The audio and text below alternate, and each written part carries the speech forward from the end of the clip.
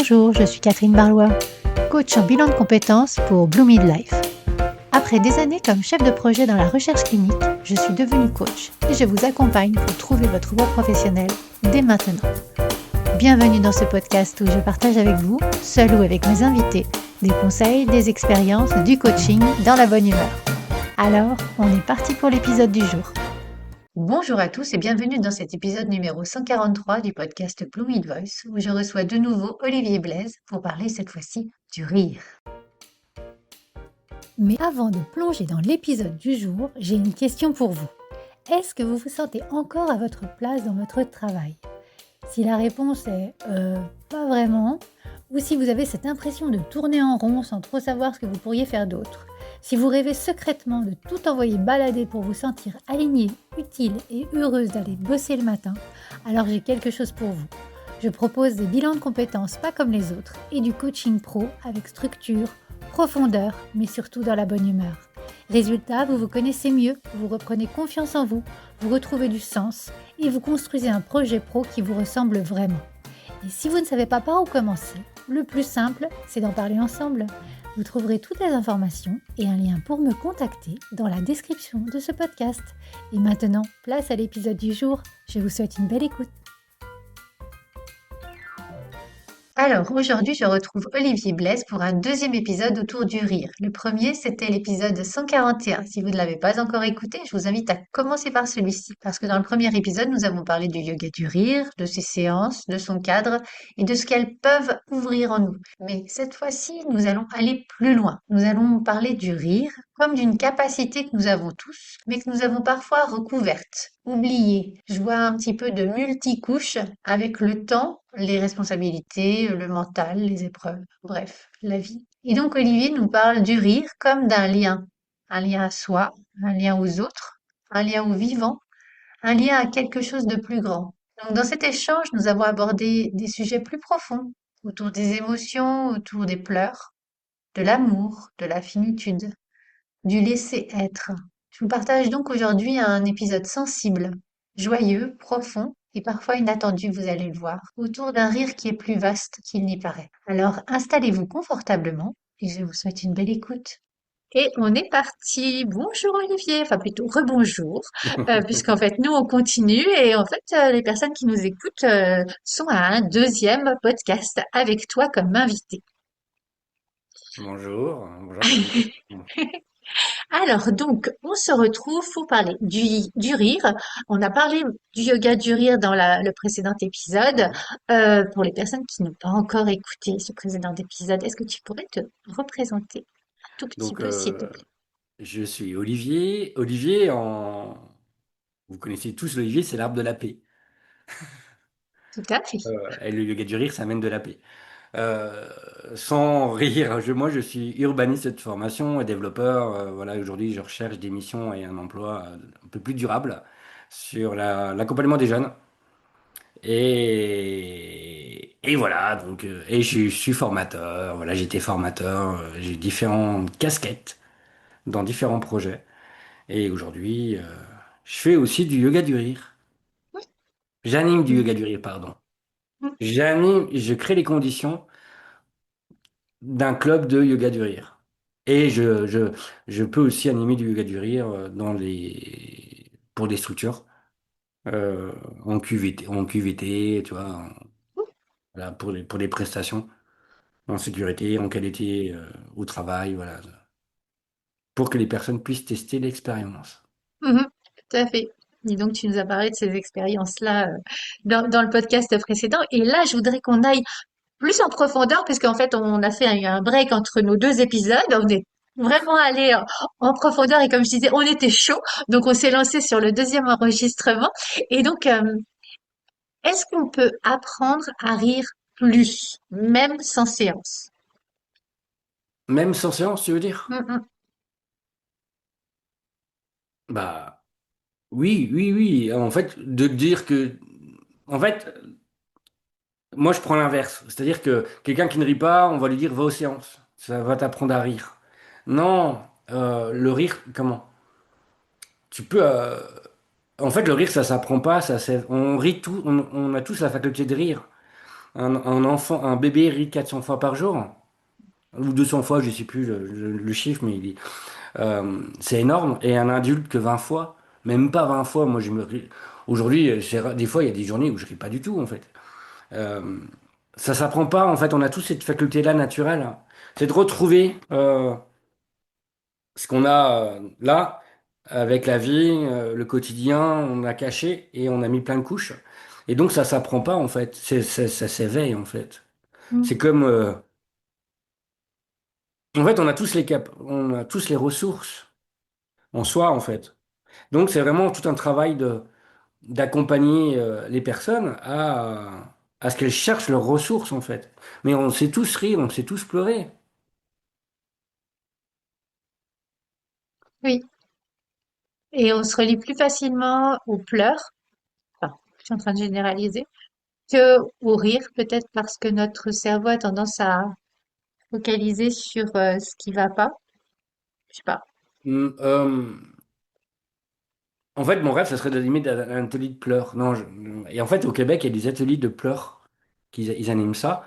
En Mhm, fait, tu sais, en atelier yoga du rire, donc on rigole beaucoup, c'est clair. Mais à la fin, dans la partie de méditation du rire, tu as des personnes qui pleurent, en fait. mhm, Euh, Ça veut rien dire, comment? Ça veut dire quelque chose. C'est-à-dire qu'il y a quelque chose qui sort et que je vais pas juger. Euh, les pleurs, ça peut être comment le rire, ça peut être ça décapsule les pleurs et vice-versa. Les pleurs, ça peut comment? C'est juste une expression des émotions. oui, ça libère. On n'apprend pas à pleurer, on n'apprend pas à rire, hein. On sait, comment? Pour moi, c'est notre, on a des, comment? C'est une condition d'humanité. On est homme, donc on sait pleurer et on est homme et femme, ou peu importe le genre. Je suis pas genré, mais on a tous cette possibilité de ressentir, de rire et de pleurer. Mais à un moment, avec le temps, on s'enferme dans des masques, dans des enfermements. C'est Thierry d'Azembourg qui dit ça dans la communication non violente. J'aime bien quand il dit des enfermements. Euh, c'est de réveiller ça, en fait.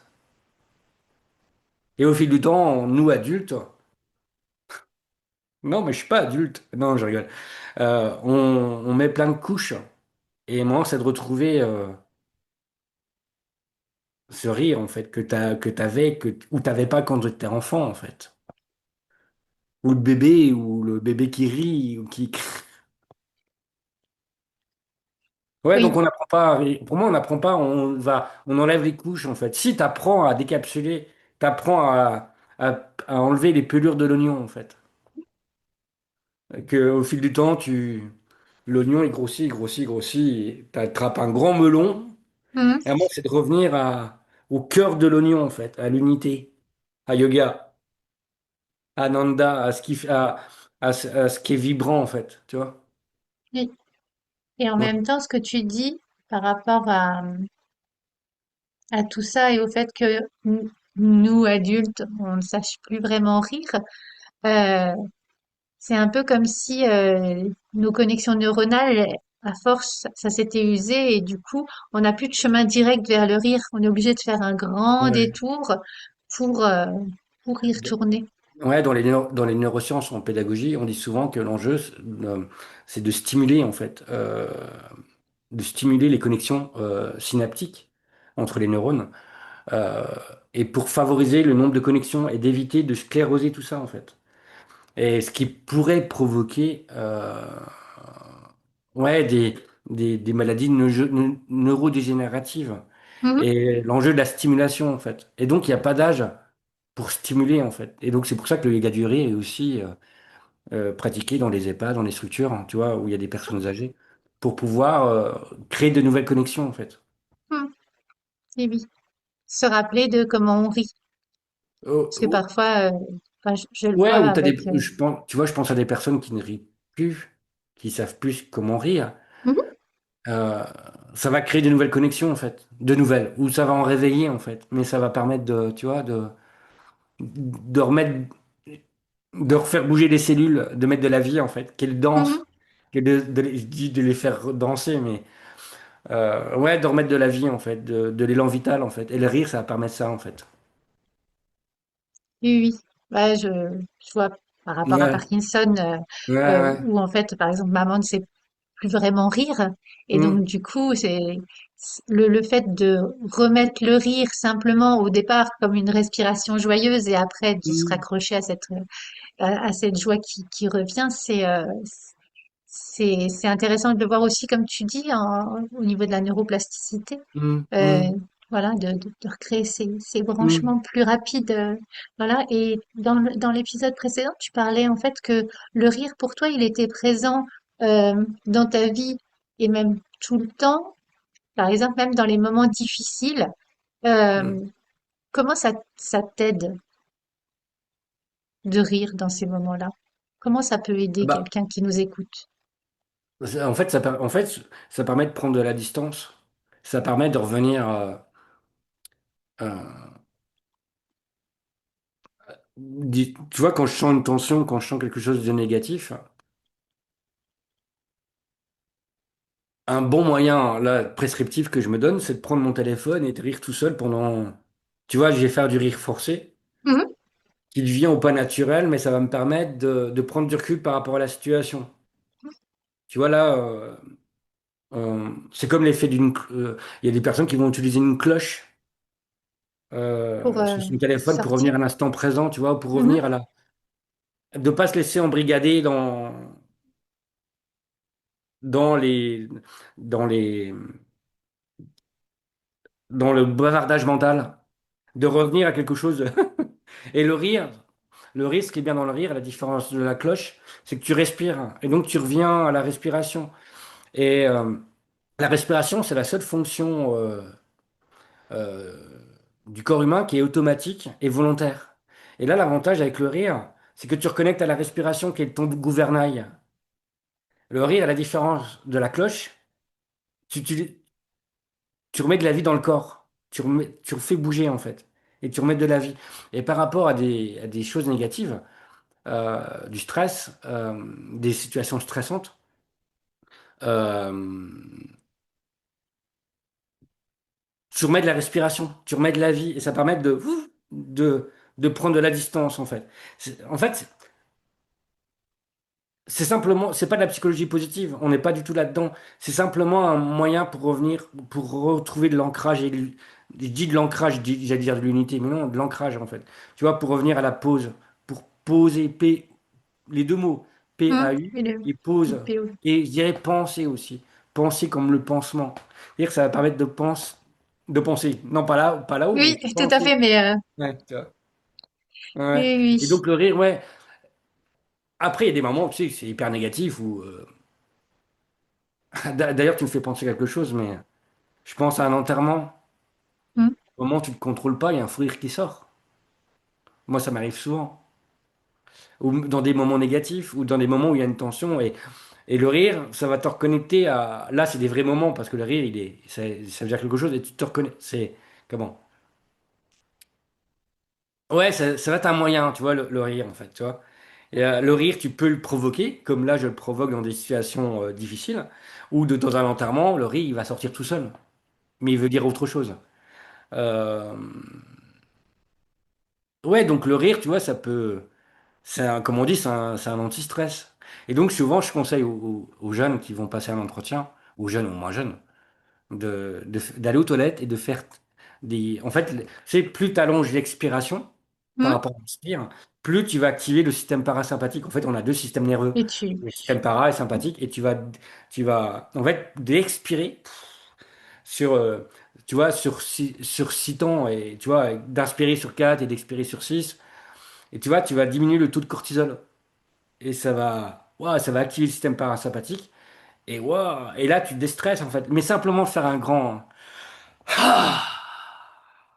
Et d'accompagner ça avec les mains, c'est top en fait. Tu vois, tu vas activer le nerf vague et tu vas activer le corps en fait. Et avant un entretien, il n'y a rien de tel en fait. Pour retrouver de l'ancrage. Et de pas se laisser embrigader, il faut que je dise ça, l'entretien, Oui, nanana. oui. Et t'inquiète pas en fait. Ouais. Mais voilà, c'est un moyen en fait. C'est dire pour revenir au temps présent en fait. C'est plus de vertu que la petite cloche. La cloche, Mm, on a la cloche. D'ailleurs, je le fais passer tous les jours, mais la cloche plus le rire, c'est mhm, bien. mm. Donc, ce que j'entends par rapport à ce que tu viens de partager par rapport aux moments difficiles, mais d'une façon plus générale, c'est euh, le fait de se reconnecter à soi, à l'instant. Tu parlais d'unité et du coup, je rebondis sur le mot unité par rapport à ce que tu partageais dans le précédent épisode. J'approfondis en fait ce que tu disais. Euh, Tu disais que c'était l'opportunité d'aller vers l'unité. Et donc, j'entends unité, j'entends lien et j'entends la résonance dont on parlait en off entre les deux enregistrements. Et ce lien entre les personnes, euh, toi en séance, comment le rire permet ça concrètement? Parce que tu dois le voir, le fait qu'il y ait des connexions qui se passent à travers les séances ou même avec toi, c'est comment? Ah, tu le vois, ça se construit en fait dans une séance. Ça se construit par le regard, euh, par les yeux, mais c'est quand tu arrives. Au début, tu vas passer par les yeux, mais c'est bien plus que. C'est c'est Saint-Exupéry qui dit que les choses sont invisibles par les yeux, mais par le Hum, cœur. Si je ne me trompe pas l'expression. hum, C'est que il faut aller bien plus que les yeux, c'est de toucher les cœurs. Et en fait, c'est quand tu dépasses, au début, tu vas travailler les regards, les gens vont se regarder, tu vas les mettre, les personnes vont rire de situations espiègles. Et elles ont même plus besoin de se regarder pour rire et pour se connecter. C'est quand là, là, tu touches à quelque chose, euh, c'est bien plus que voir en fait. Et là, c'est une ouverture du cœur en fait. Tu touches des cœurs en fait. Ça résonne dans les cœurs. hum, Et c'est ça qui est beau quand tu arrives à ça en fait. Tu vois, c'est quand tu découvres que voir, c'est bien plus que voir en fait avec ses yeux. Il y a d'autres organes euh, c'est ça qui est beau dans une séance, c'est de dépasser cette vue en fait, de dépasser nos sens en fait. En fait, dans la méditation et dans le yoga, c'est vraiment de dépasser nos sens en fait. C'est nos sens qui nous permettent de voir le monde. C'est VACOG, la vue, tu sais, en PNL, on parle beaucoup de hum, VACOG, la vue, l'auditif, les cinq sens. Et c'est quand tu arrives à les dépasser en fait. Et l'humain a besoin de ces cinq sens pour percevoir le monde. Et que tu arrives à une phase dans le samadhi ou dans d'autres sagesses, tu arrives à quelque chose quand tu arrives à les dépasser, en fait, à dépasser ces gunas, dans la sagesse indienne, tu dépasses tout ça, en fait. Tu arrives à dépasser ces cinq sens. Et là, tu arrives, bouh, à quelque chose le Graal, en fait, ou à une ouverture sacrée, ou une ouverture du cœur. En fait, j'appelle ça l'ouverture du cœur, en fait, qui est l'agapé, en fait. C'est la, tu vois, c'est, donc c'est plus que de l'éros en fait. C'est plus que de la vue, c'est plus que du corps physique. Tu vois, tu dépasses, tu es vraiment dans quelque chose de d'une forme d'amour, euh, moins physique en fait. Tu vois, t'es plus du tout dans une connexion visuelle, une connexion charnelle. Tu vois, quand les gens ils se touchent ou autre chose, t'es dans autre chose. T'es dans une dimension beaucoup plus profonde qui est l'agapé en fait, qui est un amour plus fraternel en fait, tu vois. hum, Et dans les séances, tu le vois, tu le vois pas en fait. Et ce qui est beau, c'est qu'au fur et à mesure des séances, quand tu arrives à créer, les gens se connaissaient pas du tout, quand tu arrives à créer ces espaces où les gens sont en agapé, au-delà d'une dimension d'éros. En fait, l'éros, tu sais, dans l'amour, dans les vertus théologales, t'as l'amour éros, l'amour charnel, l'amour filial entre frères, et l'amour agapé, l'agapé, le commun qui nous relie.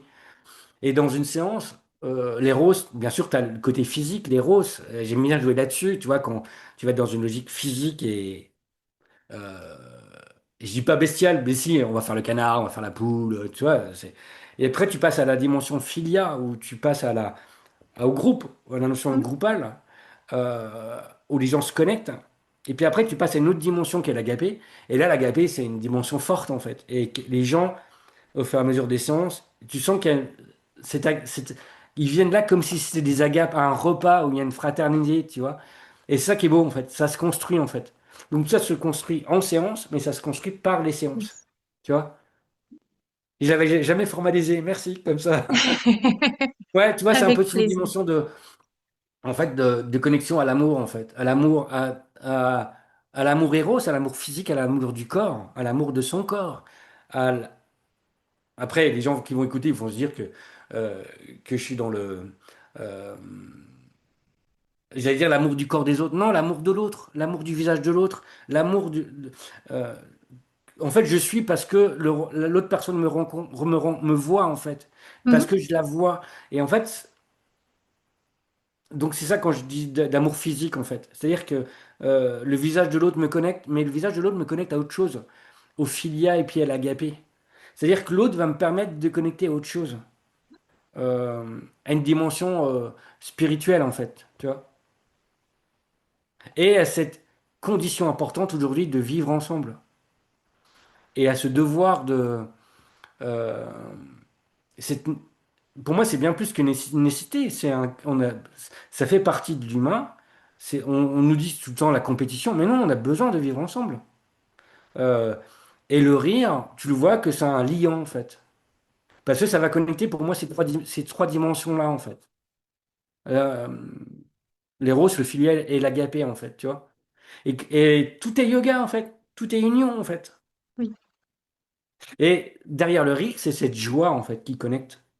Euh, cette joie intérieure et de réveiller ça dans une séance et de réveiller bien sûr ça dans un parcours.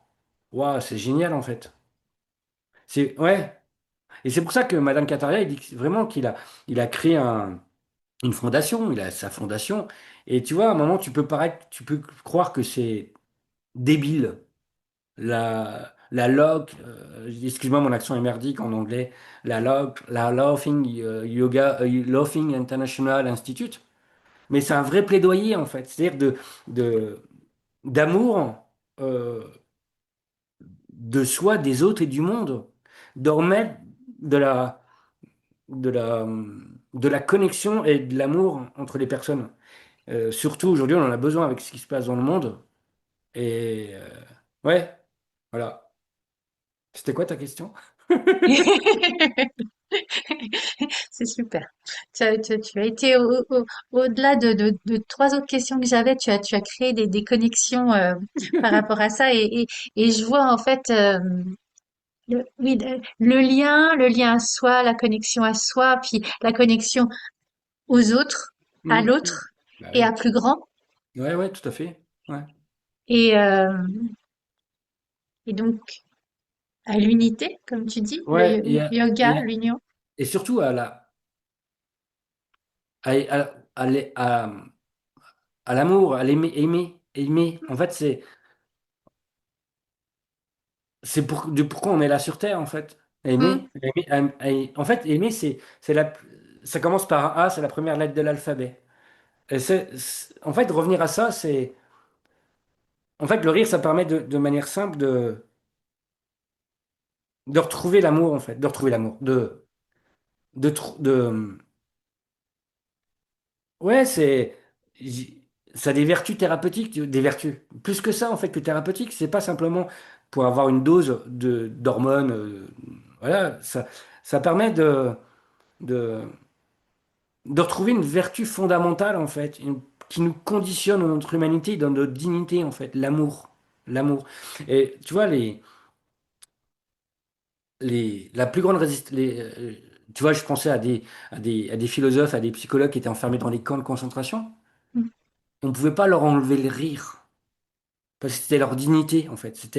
Ils- comment? Et c'était leur possibilité de liberté. Je lisais de Viktor Frankl, où, tu vois, à un moment, même dans les pires moments, c'est cette capacité-là qui va permettre de tenir et de trouver du lien, en fait. Et le rire, tu le vois, moi je le vois bien dans une séance, tu vois, qui- le rire, c'est un moyen et une arme une arme douce pour unir en fait. Et voilà.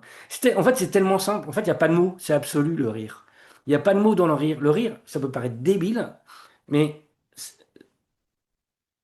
c'est c'est tellement complexe en fait. Avec le rire, en fait, c'est une condition de notre humanité, le rire. Et d'aujourd'hui, de vouloir le véhiculer comme le fait Madame Kataria, waouh, c'est un plaidoyer fort en fait. Mm. Voilà, pour moi, en fait, ce que j'aime bien dans le rire, c'est que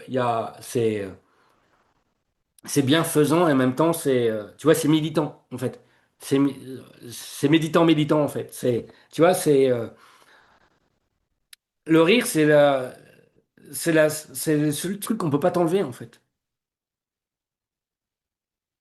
Et de trouver du rire, d'aider les personnes, d'accompagner les personnes à pouvoir rire,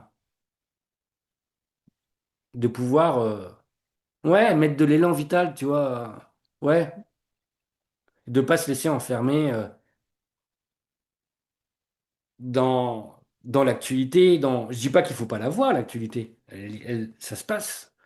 Mais le rire, ça va permettre de retrouver l'union à notre condition fondamentale de ce qui nous fait humains, en fait. Oh.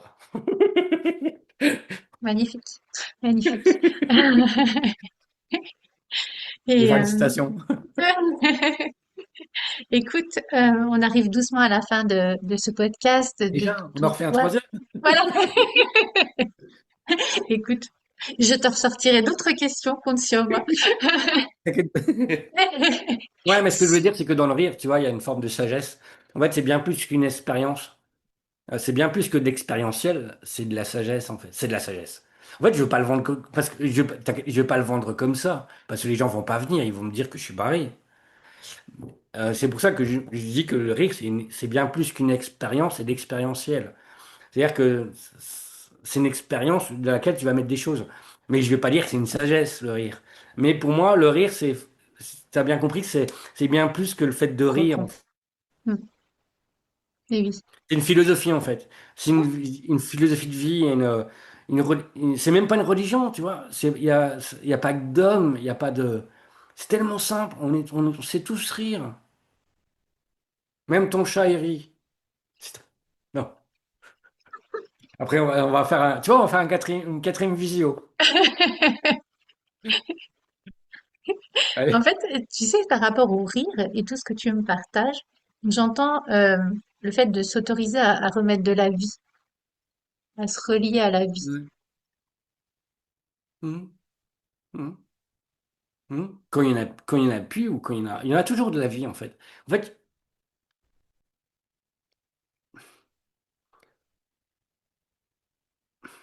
ça va nous faire une cinquième visio. Là, je pense à la mort en fait. Euh,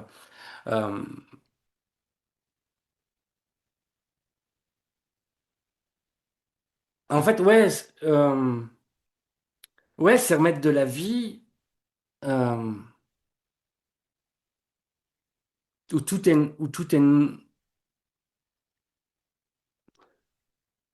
En fait, je fais le lien avec mort, en fait, la mort. Mhm. Euh,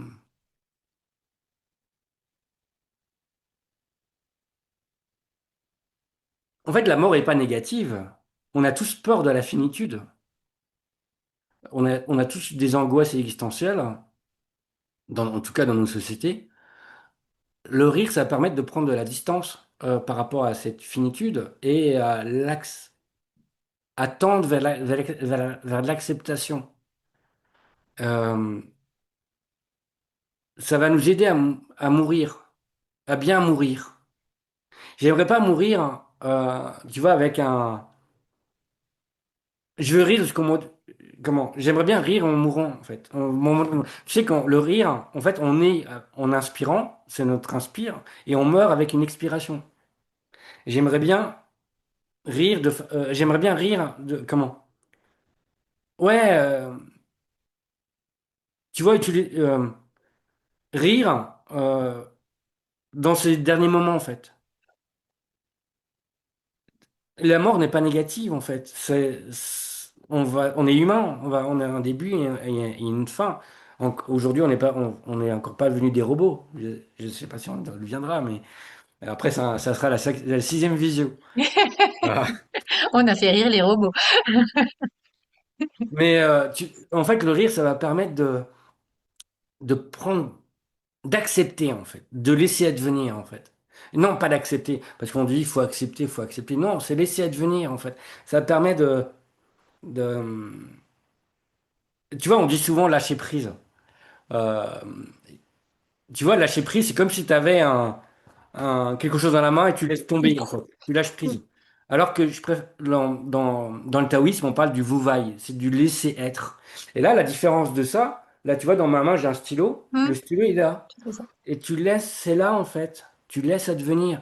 Et en fait, le rire, ça va permettre non pas de lâcher prise. Ok, tu viens lâcher les tensions dans une séance. Les gens viennent chercher ça. Ils sont stressés de la journée, de leur patron, des gosses, du repas de Noël qui arrive, tu vois, il y a du stress.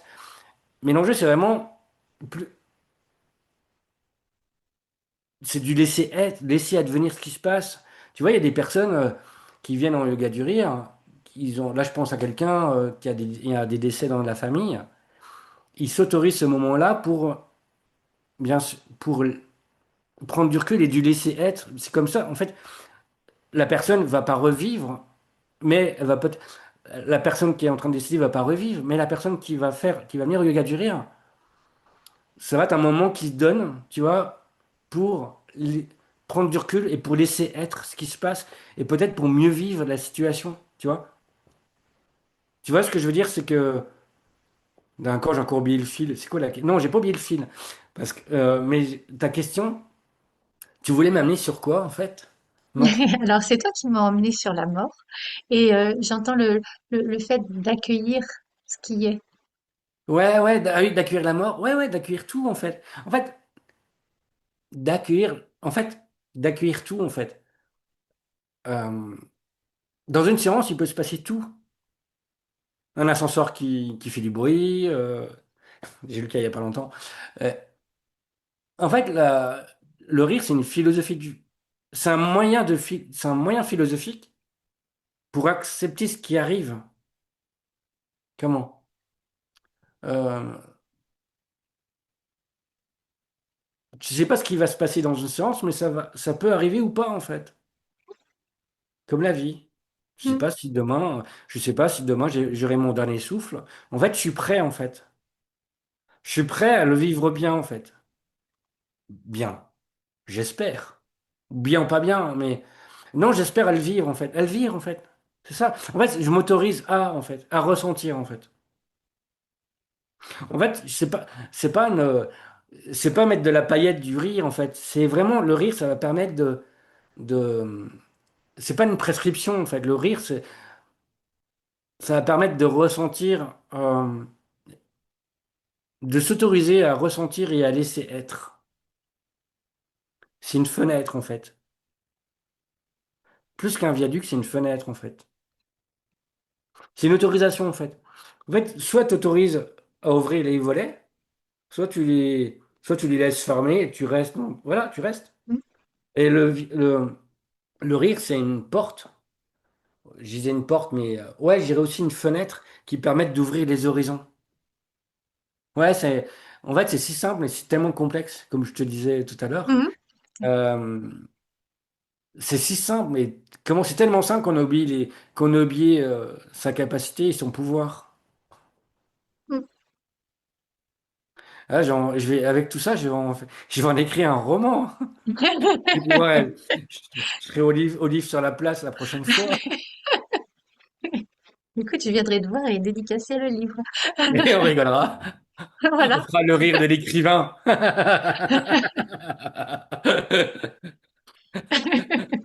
Le rire où il n'y aura rien dedans. Le rire du vide. Et voilà, c'est ça, ça connecte au vide en fait. En fait, tu vois, le rire, ça connecte à des caractéristiques de l'existence. Tout est impermanent, tout est changement. euh,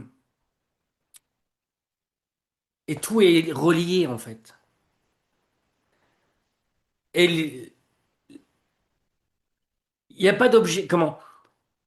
C'est de dépasser cette notion d'étiquetage. Comment? Euh, de non-soi. C'est-à-dire que les choses n'existent pas. Euh, en fait, dans le bouddhisme, on parle de non-soi, en fait. Les choses n'existent pas par elles-mêmes. C'est très dur à comprendre, cette vertu, cette condition de l'existence. En fait, tu vois, le rire, ça permet, ça c'est facile d'appréhender que tout est changement. Le rire, ça va permettre de le toucher, tout est changement. Tout est relié, bah, ça, tu vas le toucher. Mais le rire, ça va aussi, cette notion-là, ça va permettre de t'aider de, de dire, bah, de dépasser cette, de cataloguer les objets, les choses. Ça, c'est un animal, ça, c'est un homme, ça, c'est une femme.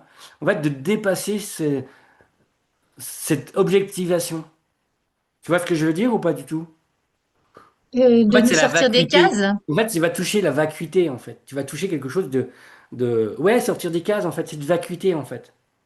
Ça, les bouddhistes, ils parlaient de le troisième caractère de l'existence. Et tu le comprends. En fait, tu dépasses ça, cette notion de binarité, tu vois, il n'y a pas de blanc, il n'y a pas de case, il n'y a pas de noir. Il y a le fil. Le fil de la vie, en fait. Il y a ce qui est vivant, point. Tu vois? Et tout est relié, tout est interdépendant. Tout est changement. Tu vois? Et le risque, ça va permettre de toucher ça, en fait. Moi, en tout cas, c'est ce que j'ai touché, en fait.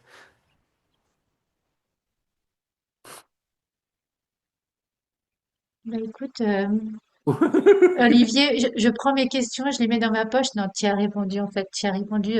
Voilà, sans que je te donne un film. Donc, je te remercie beaucoup. On est allé vraiment en profondeur vers le, voilà, T'es la doué ou pas? subscientifique moelle. J'ai l'impression que j'étais heureux. Non, ça va, je sais.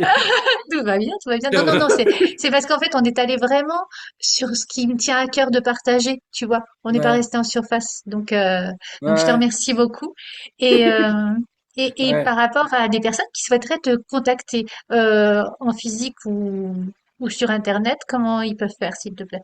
Faut taper rire, yoga du rire et Olivier Blaise ou sur Mhm. l'Observatoire du yoga du rire. Moi, je suis référencé sur le site de l'Observatoire du yoga du rire de Fabrice Loiseau. C'est lui qui m'a formé sur mes formations d'animateur et de professeur. Euh, et je suis son approche et la- son approche du yoga du rire. Et voilà, donc je suis référencé, donc c'est facile de me retrouver sur les réseaux en fait. Écoute, merci Voilà, beaucoup. et ensuite, si tu as besoin de me trouver, il suffit de rire et ça viendra, ça connectera. Parce que tout est interrelié et tout est changement. Eh ben, on le garde en tête en tout cas. Merci beaucoup, Olivier. À très bientôt. On a encore 4 Ben visios oui, oui, après. oui, hein, donc Putain, il va falloir qu'on s'y mette, hein. À bientôt. À bientôt, Olivier. Au revoir. Au revoir. Avant de partir, sachez que j'ai créé juste pour vous un quiz de 3 minutes pour savoir si c'est le bon moment pour vous pour un bilan de compétences. Le lien est en description du podcast et je vous ai réservé un cadeau à la clé. Mais je ne vous en dis pas plus. À bientôt. Si cet épisode vous a plu, n'hésitez pas à le liker, à le partager, à mettre 5 étoiles sur votre plateforme d'écoute préférée. Et je vous souhaite une belle semaine.